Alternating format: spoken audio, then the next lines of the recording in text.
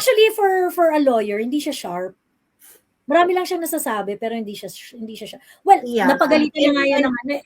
Yung iba kasi sasabihin kasi sa akin na ano, no, at least pasado yan. Alam nyo, sa totoo lang, if this is the difference between someone who passed the bar and someone who fails the bar, mga boys and girls, hindi na ako interesadong pumasa ng bar kung si Falsis yung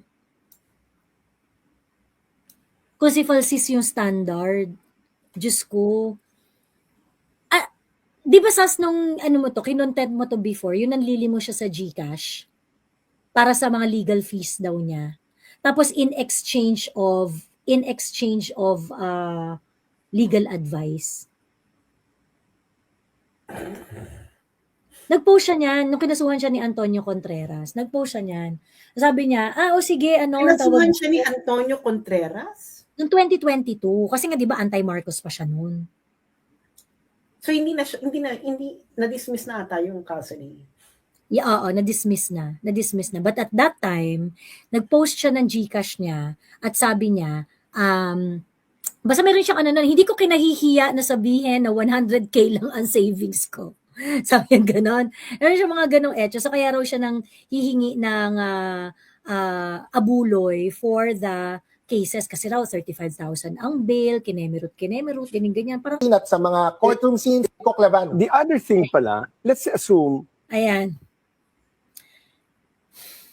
Hindi naman masyadong na-roast.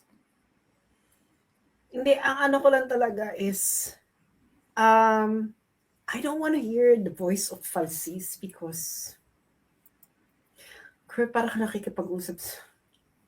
Parang nakikipag-usap sa tanga.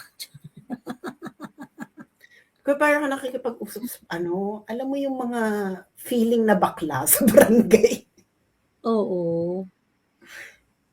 Alam niyo yun, yung ganung boses ng feeling na bakla sa barangay. Na parang, ang feeling naman ng bakla to sa barangay. As well not. Sobrang bilis ba? Sobrang bilis. O sige, bagalan ko. Anong eksena niya? Ano raw? Hindi. Tinabla daw kasi dito si Jesus Falsis ng mga kapwa niya Leyelos. Okay, sige. Ayan. Hindi, anong point niya? Hindi ko nga alam eh. Pero ang the truth in Falsis, debunking the DDS narrative. So, okay. And hindi ko rin pa alam actually. Hindi ko pa napapanood din. Anong point niya? Okay, go.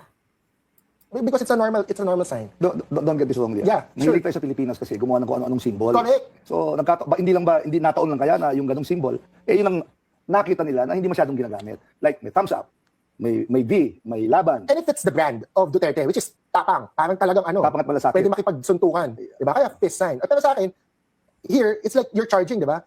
You're ramming, which is justice. Justice is finally catching up. so how confident are you on the situation in The Hague as well as impeachment? Well, I don't want to say na I'm confident, no. But if you look at the trends, most likely the charges will be confirmed, and most likely In The Hague. jurisdictional challenge will be dismissed. April 22, the ICC already announced they will announce the decision for the jurisdiction, not yet the confirmation of charges. Kasi ang confirmation of charges, it ended February 27, and the pre-trial chamber has 60 days from Feb 27 to until April 27. That's why nag-announce si ICC na maglalabas siya ng decision on jurisdiction because it's useless to confirm the charges if i-dismiss based on jurisdiction. So we will know on April 22 if may jurisdiction, which most likely there is, because already the lower chamber already ruled. Ibalik And then mo we will sa know if the charges are confirmed. Most likely, I think both will happen. That is on the legal side. But on the political side, Ano? Ibalik mo sa umpisa yung point niya. Una-una.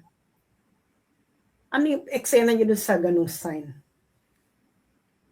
Sa umpisang Nire-reclaim daw niya yung gantong sign. So parang meron siyang sinabi, may sinabi siya about Nazi or something. yung pag-reclaim nga ng mga symbolisms, ganyan. Hindi, may sinabi siya about Nazi. Teka, eto. Hindi before yan. Umpisa girl ng video. Nga, eto. Ayan. lang to in and out. May 2026. Wow. So political talks here at BNC, Attorney Jess Falsis. Welcome, Attorney Falsis. Nice to meet you, first time. Good morning. First time ko with both. And soon to be secretary. Again. Di ba, Kong? O, diba? Ewan ko. Soon to be. Again. Ako, parang humble girl lang to, in and out. May 2026. Ganun. Wow, Sandali, ano itong chismis? Balikan natin muna. Attorney Francis, paborito mo raw ang Fizz or Duterte sign? Ang fist. Oo. Duterte sign. Oh yes. Paborito ko na yan ngayon. Bakit? Kasi justice is coming eh. Ah. Oh, we have to reclaim symbols. You're referring Diba? to the justice in the Hague or the And impeachment? here, everywhere. Okay. I'm using this word academically, diba? The word faggot for gays used to be a bad word. Right. But when the LGBT community uses it, they reclaim it. Ganon din sa mga blacks, African Americans, no? So there are negative words or symbols. Of course, the Okay. I'm bored. Next point. the Next DDS, point. they will disagree. But for many people around the world, Balik ko for na objective sa people ano, around the world, yung is, ito. because already the lower chamber already And ruled, and then we will know if the charges. yung emirate niya, so ang claim niya, justice is coming down, magda-decide na raw yung ICC in favor of them, ganyan-ganyan. So yung... Most likely, I think both will happen. That is on the legal side. But on the political side, regardless of the decision, mapakawalan si Pangulong Duterte, makonvict, mag-proceed yung trial, makonvict si Pangulong Duterte, it will impact on Philippine politics. Definitely. Will not that make VP Sara stronger come presidential elections? And yun lang ang nakita ko. So, what's your take? Will it help or will it damage Asan yung the Vice binara? President? No, first of all, hindi nga si VP Sara ang concern ko eh. Ang concern ko is we have a very long-term damage to our culture and history. Kasi it will be like our Nazi or Hitler problem, which is but Germany has responded to it very well. But there is denialism, there is historical revisionism. So for me, the impact of the ICC trial is that it's important in terms of ensuring the correct history is recorded. Because if, let's just say, and I'm not wishing this to happen, President Duterte dies, the trial will end eh. And when the trial ends, it's like Marcos again. Ayaw nila kay BBM. Ayaw din namin kay Ferdinand Marcos Sr. And kay BBM. Ano ba nangyari kay Ferdinand Marcos Sr.? He was never tried. That's why, ba't nanalo si BBM? Noong 2022, ang naging narrative, hindi naman na convict, hindi naman nakulong. Anong kaso? Ganon. Ginaganon yung mga allegations, which are not allegations, Wait. they're historical. Against Paano, how will it actually set? Parang inaano niya na Palsis, ikaw lang yung nakatira sa Pilipinas. Kayo lang yung nakatira sa Pilipinas at hindi nila alam ang nangyari nung panahon ni PRRD. It's like, At saka yung yung magsusulat ng history raw, recorded ng history. yung ICC ang magsusulat ng history ng Pilipinas. So Ako ICC ang magsusulat ng history ng Pilipinas. So parang hindi na nila madideny kasi pag na-convict ganyan, bakla hindi yun ang point. That's never the point. Bakit hindi ma-deny? Hindi, sino ba sabi, parang hindi na madideny? Parang hindi madideny. Ano yun? Because nag-decide yung mga puti? Oo, exactly. Nag-decide yung mga Nag-decide yung mga banyaga? puti para sa'yo, hindi na ma-deny. Tama ka, falsis. Sino sila? Parang, ang ano no? That's why hindi sila mananalo because they think na una-una naglabas na ng survey against ang karamihan ng mga Pilipino na against na ang mga karamihan ng mga Pilipino sa pagtapon kay PRRD sa The Hague. So, kayo na lang yung nagchichikahan, girl. Parang well, with regards to strategy, with regards to strategy, you know, I think Jesus Falsis is the last person that I would have to talk about it dahil nga sinabihan na siya noon sa Supreme Court na huwag mong isampay ang kasong yan dahil nagmaganda si Becky. Ayan, nasa record ngayon siya ng Supreme Court. At ang sinabi ng Supreme Court, you're jeopardizing your client's cause. Tangina niya. Tapos ikaw pa talaga ang makikipaglaban para sa mga Pilipino. Sabi ng Supreme Court sa'yo, you're jeopardizing your client's cause. Diba? Hindi nga eh. Alam mo yung, well, una-una, I'm not really interested with what he is saying. So, asan yung binara siya? Ayoko ng girl, ang hirap. Girl, ang hirap panoorin yung po si Palsis, girl. Parang nakakabawas ng brain cells. Okay. Sa part ba to? Kaya binibilisan ko para makita natin agad. Teka lang. So, for me, beyond VP Sara first, kasi it's not politically, this is about human rights. Fundamental human rights. It's not political, it's about human rights. Due process, but he deprived that. So you're saying somehow, 30,000 based people. on what you're saying right now, you're very confident that the Hague will render a ruling convicting the former president. Not yet, not necessarily. But for me, if I hear the evidence, if I look at the evidence, so far na lumabas, no, yung mga affidavits ni Las Cañas Matubato, which the ICC has not released, ha. Ako ang ano ko dyan yung nasa Vera Files, nandun sa mga NGOs here who have sifted OMG. through the testimonies of the EJK. Okay, Skip girl. na Assuming lang to. the ICC would render Basketball. a decision acquitting, then that strengthens the whole Duterte legend. That's good. I mean, Teka nga, sino ba nakapanood nito? Alam niyo ba kung anong part? Sino kayo nag-request nito? Alam niyo ba kung anong part yun? Kasi ang dami na talaga rin nagsasabi, to be fair, ang dami nagsasabi sa akin dito, napahiya daw talaga si Falsis dito ng bonggang-bongga. Pero Sabi, anong panoorin point? niyo yung interview. Anong part? Ayan, teka lang, intayin natin yung mga polluted at debunked na yung mga yon. Tapos para daw sa ito nakakatawa, kakatanggap pa lang niya ng complaint. Nasa fiscal level pa lang siya. Ang iniisip niya na pambayad ng bill. Bakla, nasa PI level pa lang kayo. Ba't di mo harapin para hindi na dumating yan sa korte, para hindi na maging formal charge yan? Diyos mio, self-case niya, di niya kayang ipagtanggol.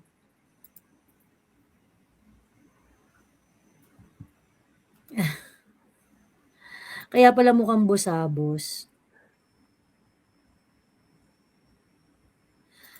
Question lang, pardon my ignorance, pero si Falsis attorney coat or dati pang yellow, anti-Duterte siya talaga, yellow siya talaga through and through. Kaya nga strictly, ang weird noon, kasi yung kapatid si Jesus Falsis, meron siyang kapatid, si Nico Falsis. Si Nico Falsis, siya yung nakaaway ni Chris Aquino. Si Chris Aquino, tapos nagkaroon ng mga leak, naalala niyo yung Nico, I am going to, basta parang pinagbantaan niya yung buhay ng pamilya ni Nico Falsis. Ganon. So ngayon, at that time, syempre, yung mga Duterte supporters, bad trip sa mga yellow. Chris is yellow, di ba? So in effect, parang ang nagtanggol kay Nico Falsis, yung mga Duterte-aligned na mga vloggers. Ganon. Si Nico kasi at saka si Jesus Falsis, parang hindi naman sila okay na magkapatid eh. Di ba? Parang di ba sila okay? Parang okay naman ata sila, girl. Hindi, may content nun si Jesus Falsis na sinasabi niya na hindi talaga kami magkasundo ng kapatid ko. Pero syempre, dahil isa-threaten na nga yung buhay nila, ibang usapan yun. Wait. Pinafollow mo talaga. Sinusubaybayan mo talaga buhay niya. Bakla, nakita ko sa page mo. Walang gano'n. Hindi ko nga alam eh. And then nakikita kasi syempre pag nagpo-post ka about kay Falsis, syempre titingnan ko rin Girl, yung post. wala akong ganong pinost. About Hindi mo pinost. Pero ibig ko sabihin, since na-post mo si Falsis, dun ko lang rin nalaman kung sino si Falsis. So ngayon, nung time na yon, yung mga Duterte-aligned vloggers. Hindi, ang inaano ko, na alam mo talagang meron silang eming magkapatid. Oo, kasi syempre sinubaybayan ko yung away ni Nico at saka ni Chris Aquino eh. Oo naman. Teka, available pa ba yon yung audio na yon? The VPB na yung like a teleserye, it's like a Quadcom hearing eh. Araw-araw yan eh. Dito, naka-recess, 3 lang ang hearing date na sinet nila. Apat Dito, yata. sa House. Apat. Sa Also, House. 15, 22, 29, and May 6 yata. But that's going to be, hindi yan tulad ng teleserye na style ng Quadcom or ng VPB na hearing. In fact, my question is, do you think... yeah, so it might not affect, pero sa akin, the truth needs to come out. But the thing about whether you agree with that is a perception of Yeah. guilt, which will Yes. sway the senators and the public, because once the public's on the side of conviction, the senators will be more bold to do that. In fact, ang question ko, does the House have the numbers to elevate this to... Oh, definitely, sir. Kasi 1/3 is just a Oo. very low Little number. ano. Oo. Ano ang Nagbilang plano na nila? 106 ang 105 or 105 ang 106. threshold, pero they're looking at 150 raw ang narinig ko eh. Because 150 to 200. Last year is 200 plus. Some people are saying kasi na the reason is delayed kasi wala pang numero. Pangalawa, gibain na si VP Sara sa House para by the time umakyat sa Senado is precisely what we're saying. It's here. not delayed because walang numero. It's delayed because they have to be very careful in how they handle the proceedings so that the Supreme Court doesn't have a reason to nullify or step in. Yun ang ginagawa ni Kong Jervil. So yung mini trial, with all due respect, sir, no, she has never said that in a hearing. She only says that in na, interviews. ito So na. for the Duterte camp to use it na i-question because mini trial, bawal yan, only Senate can try. She has never said that in Yeah, but someone said it. hearing. And it's the administration. No, No, no, no, no, no. Let us call a spade. Someone said it on the side of the administration. But not inside the halls of Congress. Pero in other words, no, it doesn't matter where she said it. She's the chairman of the committee. I would beg to No, no, disagree, wait. sir. Kasi it has to happen within the House of Congress. Alam mo, I like you as a person, but I beg to disagree. I beg to disagree in twisting that this person said it regardless of well. In the age of media, you're the chairperson. You should be more responsible. I will go with Nani on this You point. should be more because- responsible. Sige. But even if we use the word mini trial, so what? Hindi nga full-blown eh. It's a mini trial. It's for the purpose of educating the public. Na there's a difference between the trial na nakikita mo sa teleserye, kay Coco Martin at sa mga courtroom scenes, kay Coc Lavan. The other thing pala, let's assume, Ayan. Hindi naman masyadong na-roast. Hindi, ang ano ko lang talaga is, I don't want to hear the voice of Falsis because parang nakikipag-usap Nakikipag-usap sa tanga. parang nakikipag-usap sa alam mo yung mga feeling na bakla sa barangay. Oo. Alam niyo yun, yung ganung boses ng feeling na bakla sa barangay. Na parang, ang feeling naman ng bakla to sa barangay. Actually, for a lawyer, hindi siya sharp. Marami lang siyang nasasabi, pero hindi siya sharp. Well, Yeah. napagalitan niya nga yan ng ano.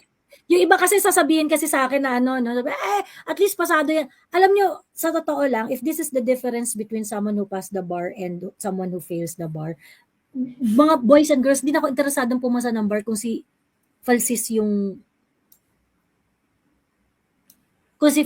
standard. Diyos ko. Di ba sas nung kinontent mo to before, yun nanlili mo siya sa GCash para sa mga legal fees daw niya. Tapos in exchange of legal advice.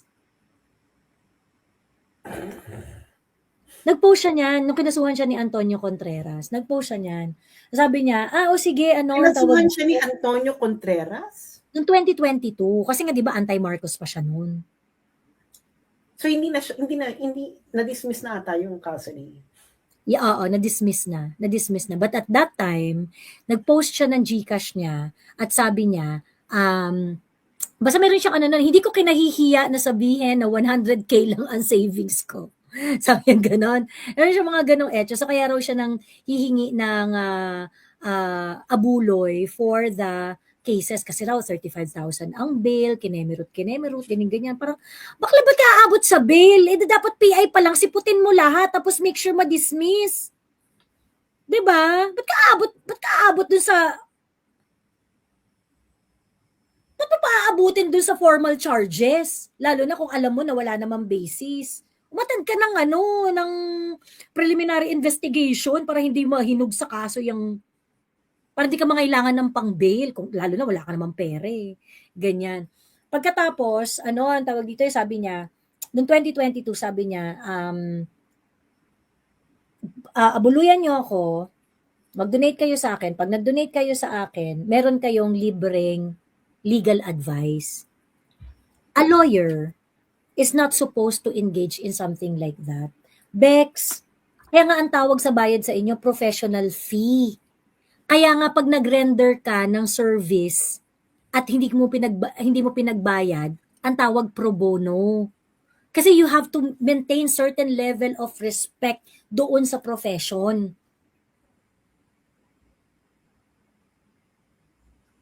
Kasi agent kayo sa pag-dispense ng justice eh. And what you are doing, nanlilimos ka para i-practice mo yung profession mo. I don't think that is something that is acceptable pagdating sa code of ethics ng mga lawyers. Kung manghingi ka ng pera. Pero kung manghingi ka ng pera para, hindi, pag binigyan niyo ako ng pera, libre kayo sa legal advice. So hindi siya libre. Hindi siya libre. Pero kasi parang ang nangyayari, inaano mo yung, chinichipen mo yung profession eh. Hindi. Chinichipen mo yung Well, profession. una, you're a lawyer.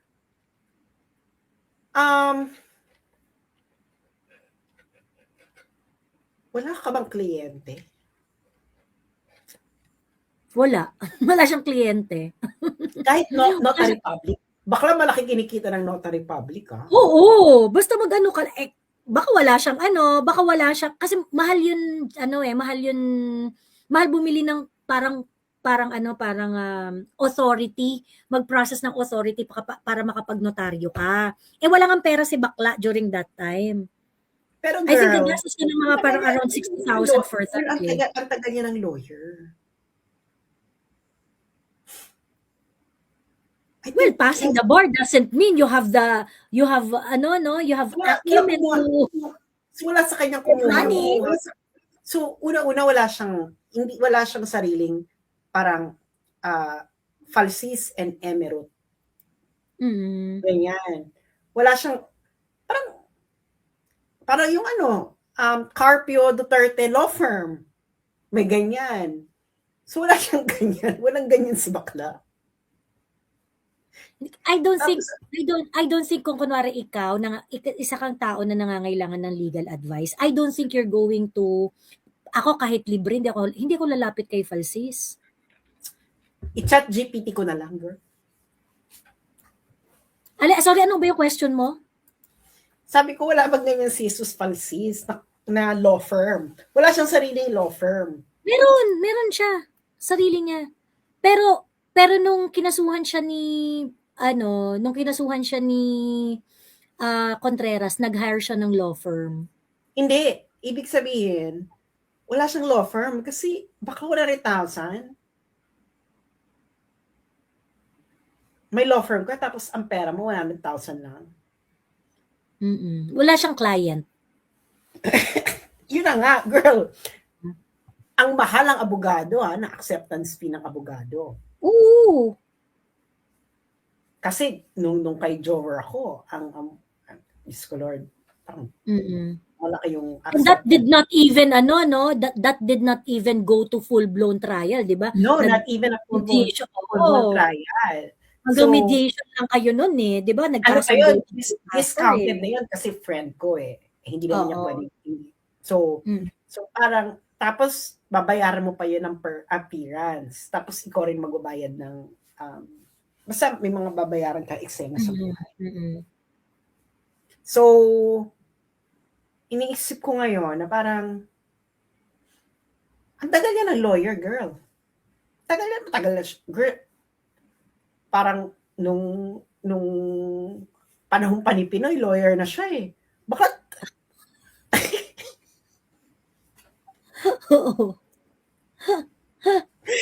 Hindi ba, panahon ni Pinoy, lawyer na siya. So bakla, administration ka na, 18 years ka ng lawyer, wala siyang hindi siya nag-practice. Ba't di siya nag-practice? Nag-practice siya. Teka. Ano practice? Nag-practice siya. Teka. Meron akong meron akong tsene dyan eh. Dahil, wait lang. Ito. Ang sabi niya, nagpo-pro bono lang daw siya kasi. Teka, send ko sa'yo. Wait. Well, baka kaya ka nagpo-pro bono kasi nga, wala namang gusto magbayad sa'yo.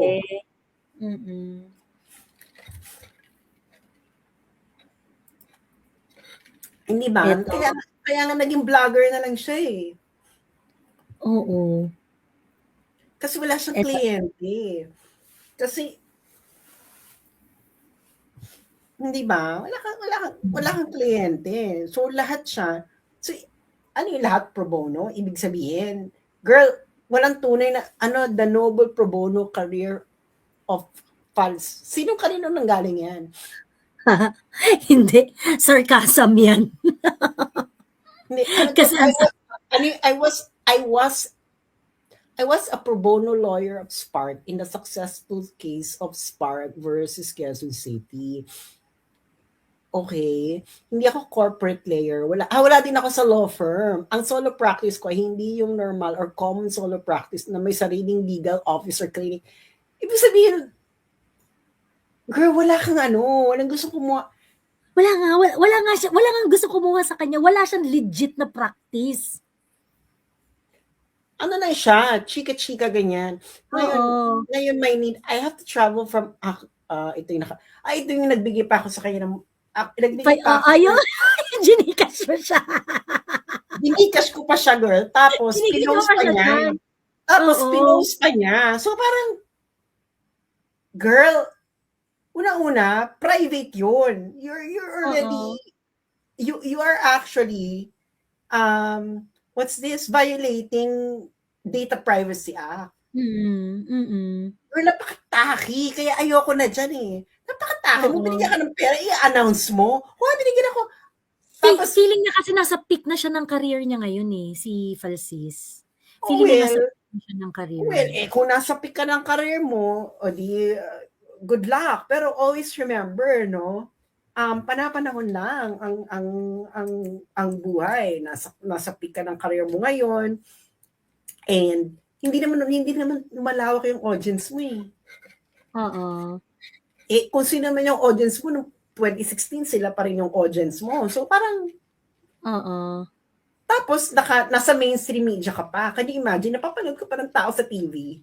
Hindi man lang sila girl na ganito. Okay to mahanap na to sa Facebook. Ang nakakaloko. Di ba aminin nyo gano'n kayo mga tao, pag may napapanood kayo sa TV, tapos bet nyo, hinahanap nyo sa Facebook, hinahanap nyo sa social media, tapos i-follow mo. Ito mga to, girl, yung mga pagmumukha ninyo naka-plaster na sa lahat. Kung saan-saan na yung mga pagmumukha ninyo, yung following nyo, ganun pa rin. So, ibig sabihin, wala kayong charisma, wala kayong moisture, in short. Hindi ba? Parang, hindi man lang na-boost ng mainstream media yung inyong image sa taong bayan in such a way that people who watch on TV would be interested to follow you on your socials. Isa lang ibig sabihin yan. Wala kang sustansya.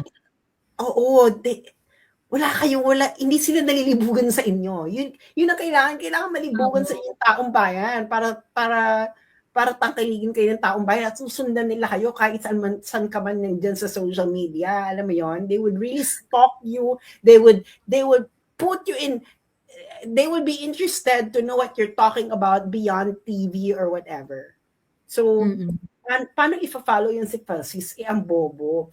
Well, it's not really about bobo. Matagal naman siya kasi nakapasa siya ng bar.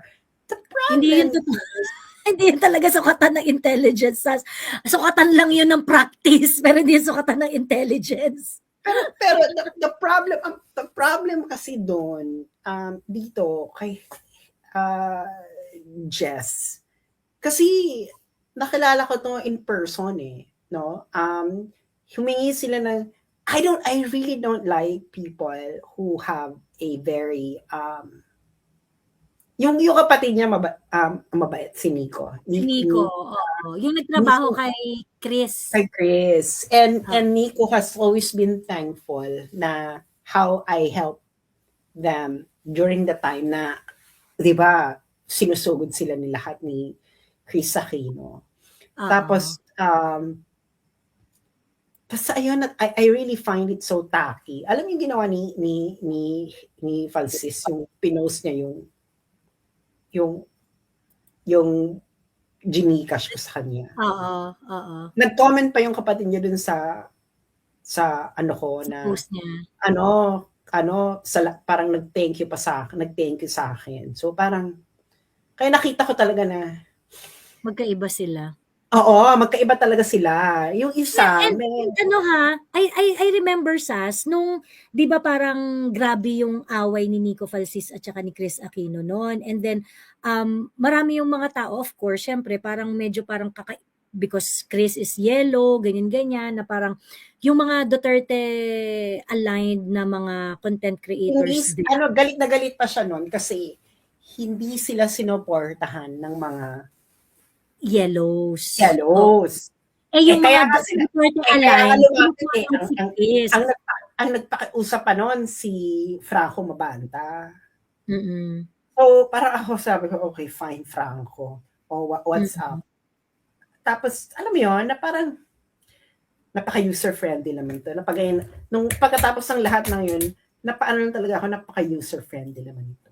Kaya nga ako Oo. talaga, pag ganyan, dead man na parang, kaya nga hindi ko nga sinasagot na si Francis kung may mga patama yan, may pinapadala sa akin. Sabi ko, dead man na. Kasi, I don't want to deal with people na wala nang ginawang masama sa kanila. Alam mo yun?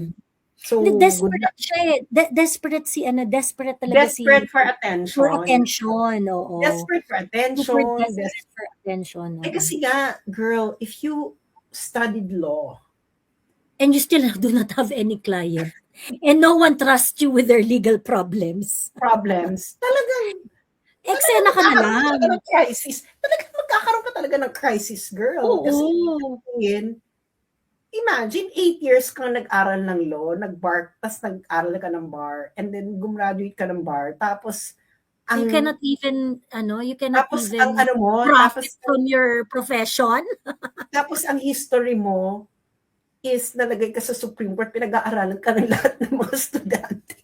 Oo, bilang example ng isang abogadong hindi prepared. Bilang isang abogadong kine-question ng Korte Suprema ang iyong competence and diligence.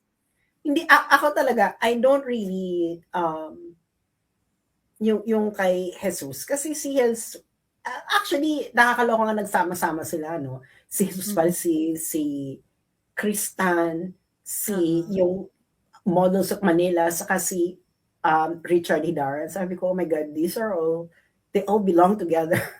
Alam mo yun, parang, they all belong together. Kasi una-una, Yung parang iisa yung mold, iisa yung molde. Oo, unang-una para kayo ng ugali.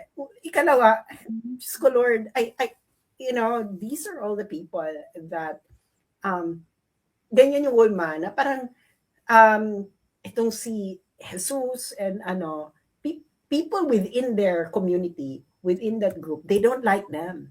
Parang si Richard, they don't like him. Oo. Lahat within sa kanila na, sa loob-loob na lang mismo, ayaw sa kanila. Ayaw sa kanila. Oo. Ayaw sa kanila. Ito naalala ko pa, nasa dahig pa ako noon eh. Gusto ko may isang lawyer na, who's this? The lawyer? Hindi ko lang sabihin pa yung pangalan, no? But he's a kind of well-known lawyer. And then when Pero yellow siya. Anti-Duterte. I don't really know if he's yellow. Maybe he's yellow, maybe not. Ganyan. When nagsusulat sa Inquirer, girl, he met me in The Hague. He really actually messaged me on Facebook. I says, can I meet you? Diyos ko, nakipag-chismisan lang sa akin. Ang chismis niya sa akin, si Jesus Palsis, sobrang awayin natin. Ang Jesus Palsis na yun, ganyan. So, sabi ko, oh my God. Sabi ko, what kind of lonely people are these people? Na parang, my God, these are lawyers, ha? Iniisip ko, ka napakpeti ng, pero, yun yung parang si Hilbay and Jesus Palsis are not good with I think so. Kasi si Hilbay in fairness kay Hilbay, super yellow yun, naging solicitor general yon. Pero at least kahit paano, yun, diligent sa profession niya. Yeah. And hindi siya actually, kasi naalala ko yan, si Hilbay during the time, kasi si Hilbay as OSG, kailangan niya sumagot dun sa Supreme Court case na Falsis. And ang position ng government noon is to oppose the petition. Ang ginawa ngayon ni Jesus Falsis, inaway-away niya si Hilbay. So parang, oh well, girl, talaga naman kaupos-upos yung una-una, wala ka naman standing. Sinabihan ka na, wala kang ang boyfriend. So parang wala kang ang boyfriend, bakit talaga, ang argument niya, in the future daw, kung mape-prevent daw siya in the future kung sa'yo mag-asawa. So parang, Mm. iniisip ng mga tao, hindi ka nga makahanap ng boyfriend asawa. Walang imminent threat na mababiolate yung right mo. Baka mamatay ka Oo. single, Dex. Paan, di ba? Baka mamamatay. At malaki ang chance na mamatay ka single. Yun yung sinabi. Yun Mm. yung sinabi nila. Yun yung sinabi, yun yung parang eksena. So parang nobody likes them within their circle na. Kaya Mm. kaya oh well, ayan, kaya hindi tumataas ang following, di ba? Mm. Oo. Tsaka duwag. Well, hindi ko siya pinandidirihan. I just don't like him as a person. Ako nung didiri ako sa kanya. Ako, yun lang. I just don't like him as a person because of how I have, based on my encounter with him. Di ba? Na, Ah. ako nga kay Jover nga, parang, mas, nung na-meet ko si Jover, parang, mas naano pa ako kay Jover eh. Actually, bait mo nga doon kay Jover eh. Di ba, inano-ano ka namin nun? Parang, tinanong-tanong ka namin, ba't ka pumayag na sa mga hindi kasi nakakaalam, there was, si Jover kasi nun, di ba parang inislander ka niya ng bonggang-bongga. Kasi talagang Ah, sobrang wagas na slander talaga. ano As talaga in, siya? yung, Bongga talaga siya na pag-slander as in. And and then, it was you were spoken still as a in, fact. And it was spoken as a fact. So, oo, oo. Tapos at that time, you have to come home. Kasi nasa ano ka pa nun eh, nasa Netherlands ka pa nun eh, di ba? yeah. Ano to, sandali, merong issue. Anong masasabi ni Sas kay Lovely at sinabihan siyang taksil sa bayan? Wala. Ano ba? Who is she? Parang, taksil because? Di ba, in-explain nila? Hindi, parang taksil because? Oo. Diba? Anong pagtataksil? And anong what exactly? You know what? Filipinos really have to elevate the way they think about things. Para hindi sila ano to? Para hindi sila magugoyo. There are a lot of Americans who are criticizing the policies of their country that they are not aligned with it. Like for example, si Jeffrey Sachs. Jeffrey Sachs is an American. He's criticizing and saying things about the country, etc. Why is no one calling Jeffrey Sachs as a traitor to the United States? Please to Mm. Do you understand what it means? Una, why does the opinion of whoever Lovely is matter? Oo. Una, no? Why does her opinion matter at all? Oo. Na wala naman siya sinasabing iba eh. Ikalawa, why would her opinion matter to me? Mm-mm. Diba? So Correct. una, the general thing is, why would her opinion matter at all? Is she speaking any something good? You know, is she saying something mind blowing? Is she opening our minds into something that we would say, oh my God, oo nga no, ganon? Di ba? Una, no. No, she has no achievement in life that could inspire anyone at all. True. Una, she has no achievements. Like, Can she even move people? Can she even, meron na ba siyang parang ginawang something extraordinary na parang putak wala. na, naisip Wala. na yun? Kasi nga, if you search her, wala siyang LinkedIn profile. X yun sa akin. Mm-mm. Maganda ka dyan, wala kang LinkedIn profile. Ibig sabihin, wala kang professional history. Experience. Wala Correct. kang professional experience. Wala kang nakakilala sa'yo. Wala kang, alam mo yun, parang, sino ba nakakilala ba? Well, some people, I don't even know if the people who are claiming na classmates mo noon, nagbibigay ng story about you na, hindi siya ano. And, guys, I don't take seriously anyone who speaks with a British accent and who never lived in the UK. At all. That's a Girl, huge red flag, ladies and gentlemen. Diba? huge red flag. You know, huge red. Girl, I live in Wala kang I live kausap in ko the, dito sa tapes. I live in the UK. I live in the UK for a total of how many ba? A total of 1 year. So 6 months in London and then 6 months in Scotland. Girl, hindi ganun magsalita ang mga Briton. No, I have encountered different accents in the UK. Hindi ganun magsalita ang mga Briton. Hindi ko siya mapagkakamalang Briton, be. Alam mo yun, parang hindi kita mapagkakamalang Briton. Na parang, Diyos ko Lord, parang nag-inerte lang magsalita, Briton na. Parang, Para Tapos- matuto ka ng British accent na hindi ka tumira sa UK at natuto ka dahil sa cassette tapes, it says a lot about how you grew up. Wala kang kalaro. Tape lang ang kausap mo para kasi that will require practice eh. 'Di ba? and That will Joey, require and Joey, practice. anong cassette tapes yun? Peppa Pig or whatever. Cassette tape, ibig sabihin mga ano to, mga music. Kanta. Mm. Ano to, ano ba to, yung mga new wave, ganyan? Kasi karamihan ng mga Briton kasi ang mga new wave na ano eh. Ganyan, or Spice Girls. Bakla sino ba na matututo ng British accent sa kanta? Hindi ba? So, unang-una, it is not an accent, it is an affectation. No, nakatiri. Sabi ko, Diyos ko, nakakatiri itong ganito. And kaya sabi ko, alam mo, na parang,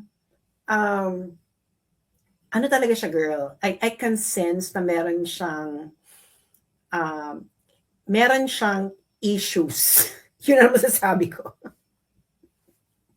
Meron siyang personal issues. Sabi ni yan yung sabi ni Carlo Galay David. Sabi niya, bakla, kung natuto ka mag-accent dahil sa technical actually yung approach ni Carlo David Galay dun sa reaction niya sa British accent ni Lovely.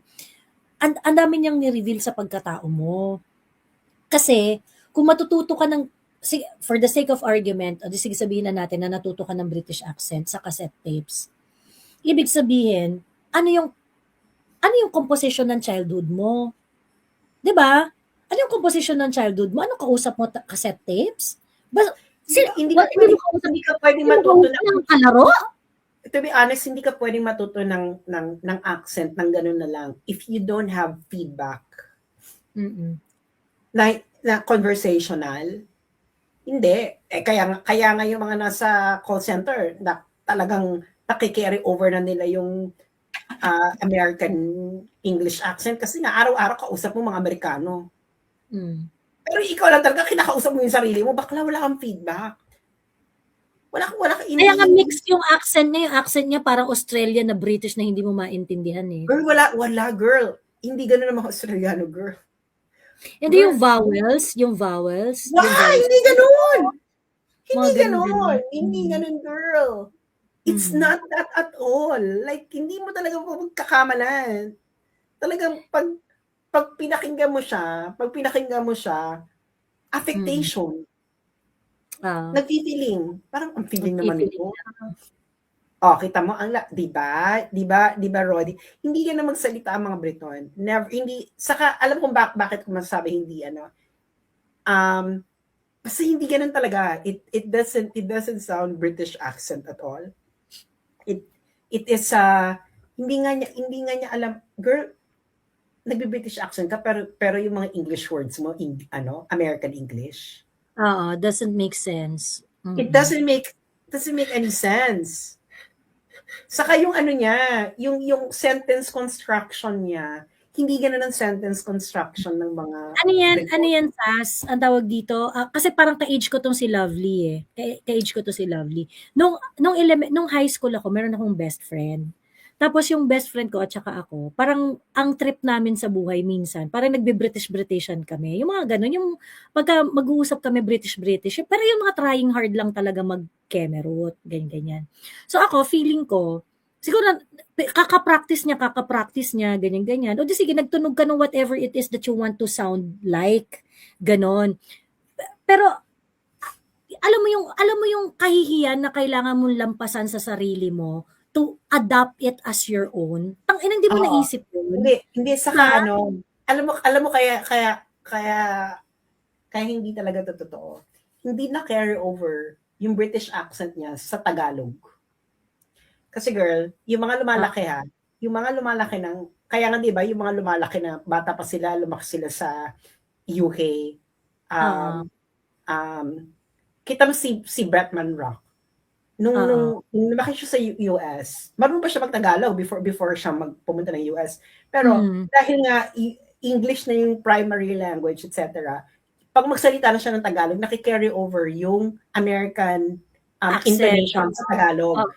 Ganon din Oh. sa mga Briton, ng mga Pilipino, marunong sila mag-Tagalog, pumunta ng UK, tapos of course ang primary language yun is English. So yung accent nila ng English nila doon, nakikarry over nila pag nagsalita na sila ng Tagalog.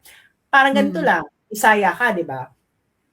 Pag magsalita ka na ng Tagalog, yung accent mo ng Bisaya, nakikarry na ano mo dun sa Tagalog. Hindi ba? So kaya sabi ko, hindi ito kasi nga hindi nag-migrate yung accent niya na tinatawag niyang British sa Tagalog niya. So ibig sabihin, bakla, ano ka lang girl, you are play acting. Ano yan? Ang tawag dito yung nag-grow